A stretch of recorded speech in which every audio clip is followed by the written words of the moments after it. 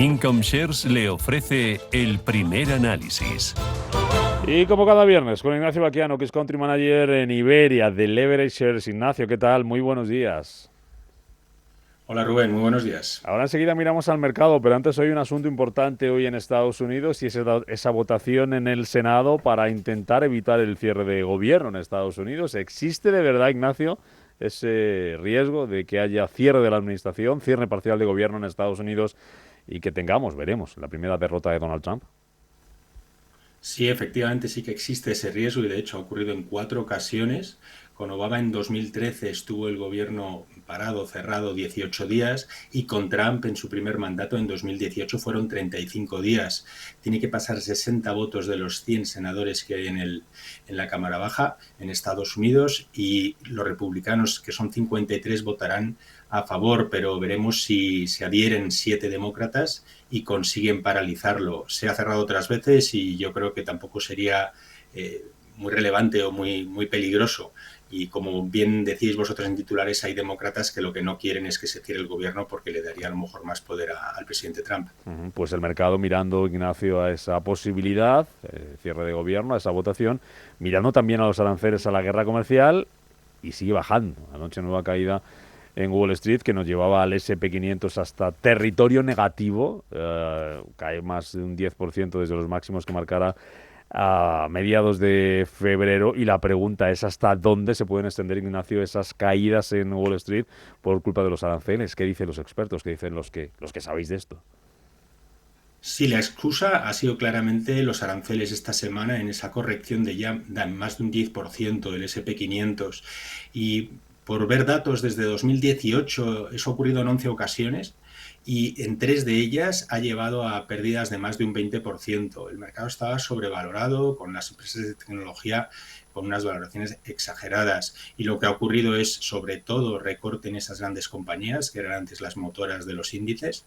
El resto de valores más o menos han aguantado, aunque hay sectores que sí están sufriendo. Pero te diría que es posible que veamos más correcciones. Ayer varias firmas esta semana rebajaban estimados para fin de año, Goldman Sachs, Giardini y otras estrategas, y desde luego que sí que pueden continuar las correcciones, pero yo creo que ha sido sano y que el Nasdaq un 14% de corrección lleva en el año, el Russell 2000 un 18%, veremos hasta dónde continúan. ¿Y tú crees que esto le preocupa a Trump? ¿Hay preocupación en la Casa Blanca por lo que estamos viendo en las bolsas, en los mercados?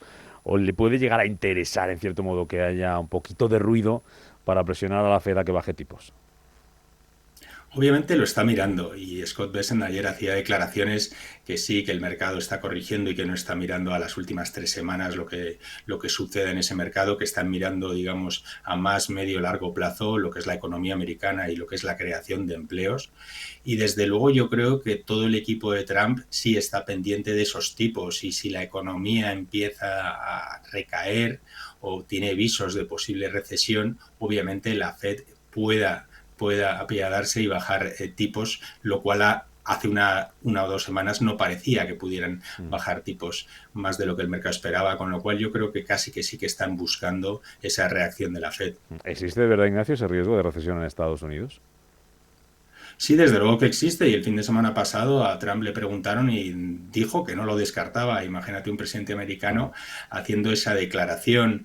Obviamente esta incertidumbre que está creando con sobre todo los aranceles, al final lo que está influyendo es en el consumidor americano, que deje de consumir, ha bajado mucho la confianza, y que las empresas americanas dejen de invertir, y eso obviamente al final te puede llevar a una recesión. Y si el mercado estaba pensando en ese aterrizaje suave, ahora eso se ha vuelto a poner sobre la mesa, la posible recesión, y obviamente al final la Fed, si ocurriera algo así, tendría que bajar tipos. Vamos con empresas. Ignacio, ya mencionabas esas caídas de las tecnológicas. Ha sido una semana negativa para ellas. No sé cómo están y que nos puedes contar si hay alguna que pueda ser oportunidad ahora mismo para volver a entrar en ella, para volver a confiar en ella. Pero ayer teníamos 2 protagonistas también, tecnológicas, Cara y Cruz. Y Cara para Intel, subida de casi el 14% tras ese nombramiento de su nuevo consejero delegado. Caída para Adobe, no gustaron esas previsiones que presentaba la compañía, ¿no? Sí, como bien dices, cara y cruz absoluta de ayer en el mercado. Ambas compañías, las 2 noticias salieron el miércoles al cierre, el nuevo nombramiento de nuevo CEO en Intel, venía de Cadence Systems y era miembro del consejo de administración hasta agosto, que había dejado el cargo. Es un gran CEO, yo creo que lo puede hacer bien y obviamente el mercado así lo ha cogido. Intel lleva en el año un 18% de subida, con todas las caídas que ha habido en otros valores de semiconductores o de tecnología. Y como decías en Adobe, justamente lo contrario, los resultados que batían expectativas y la compañía cayó ayer un 14%, con ventas subiendo un 11%. Creo que el mercado lo que ha visto es una compañía sobrevalorada como en otras de tecnología y de ahí el castigo porque mantenía, digamos, los estimados para este año. Y me preguntabas por qué compañías parece que se pueden haber puesto más atractivas. Es curioso la corrección de Nvidia, que fue de las primeras en corregir, prácticamente desde los máximos, llegó a correcciones de un 28%, el gran valor de mercado, tocó $106, pero esta misma semana, con el mercado corrigiendo, ha empezado a rebotar y ya está en 115. Y si la miras por valoración, está a 12 meses cotizando a precio de beneficios de 23 veces.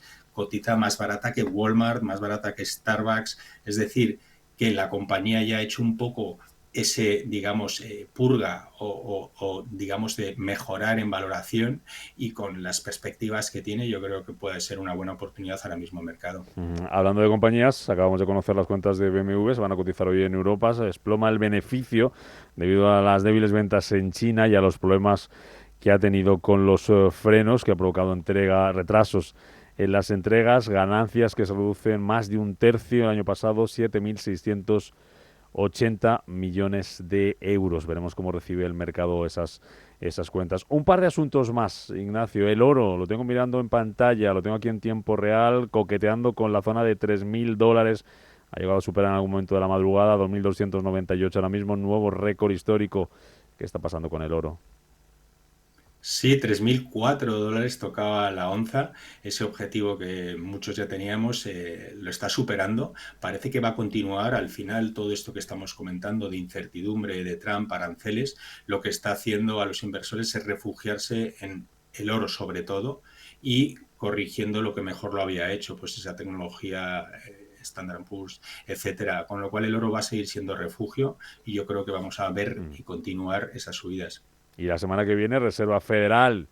¿Tu apuesta sobre lo que va a hacer Powell? ¿Cuál es, Ignacio?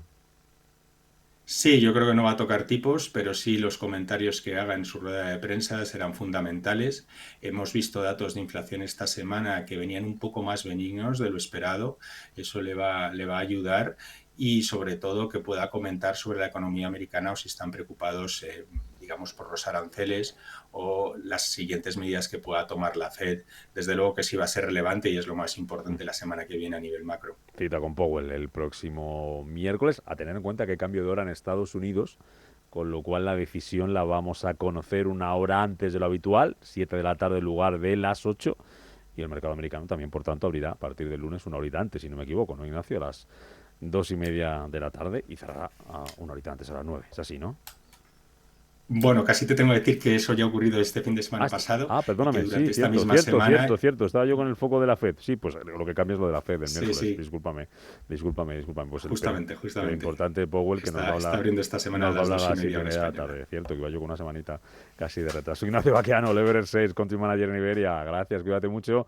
Buen viernes, buen fin de semana. Chao. Muchas gracias, Rubén. Buen fin de semana a todos.